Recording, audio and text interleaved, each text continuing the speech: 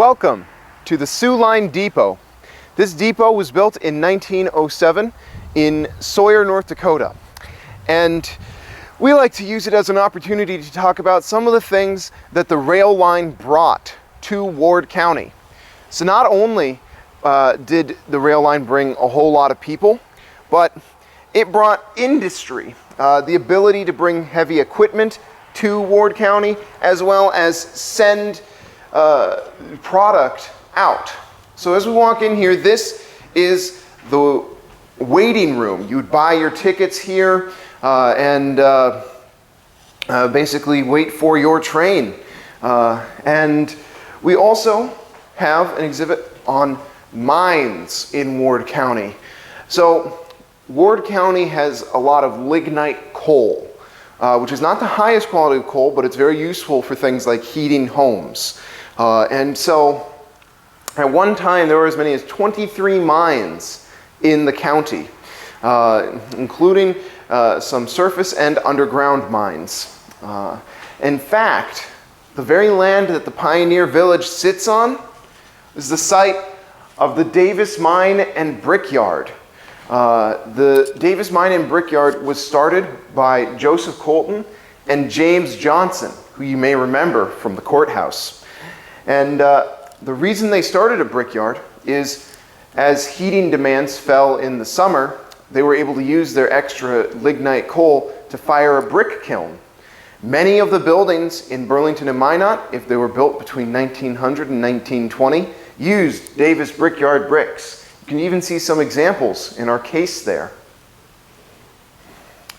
Now, the next exhibit is a small exhibit on the first people to be in Ward County, before it even was Ward County. For hundreds of thousands of years before Euro-American settlers came here, tribes like the Mandan, Hidatsa, Arikara, Lakota, Chippewa, and Ojibwe either migrated through or had permanent settlements in what is now North Dakota.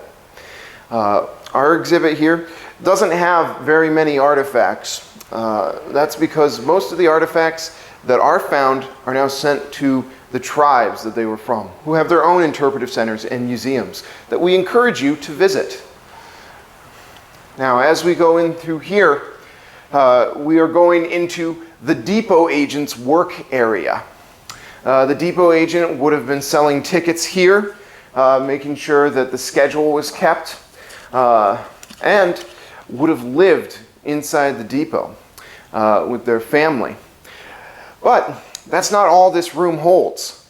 You can also see here some of the ways that the railroad changed technology in Ward County.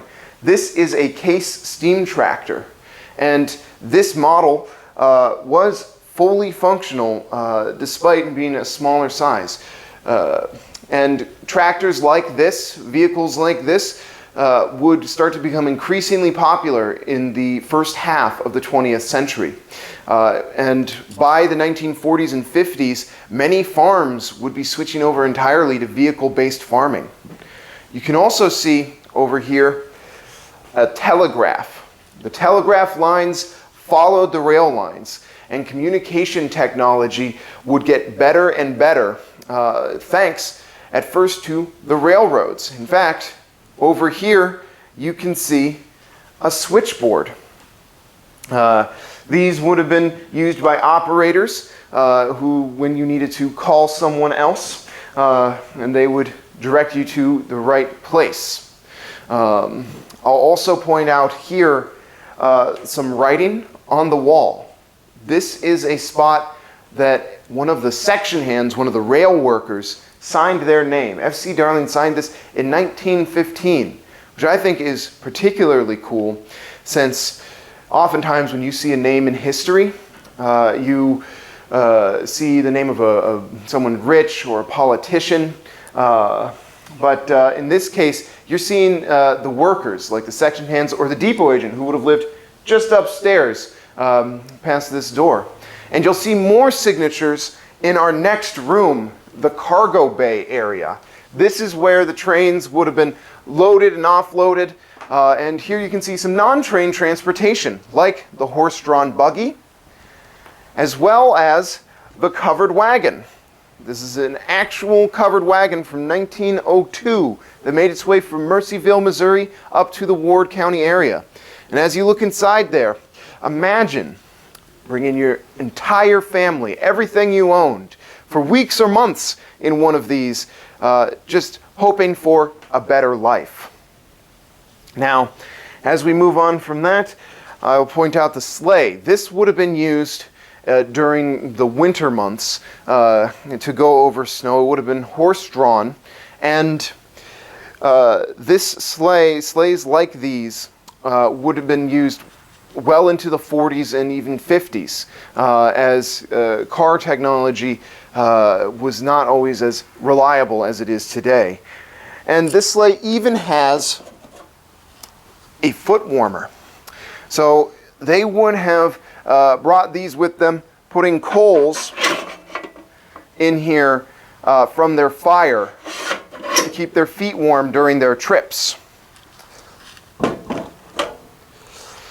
And just out this door would have been where the tracks were, where the trains would come in, where the men would load and offload those trains, where passengers would get on and get off. And you can also see the next building that we're going to head to, our one-room schoolhouse. So let's go.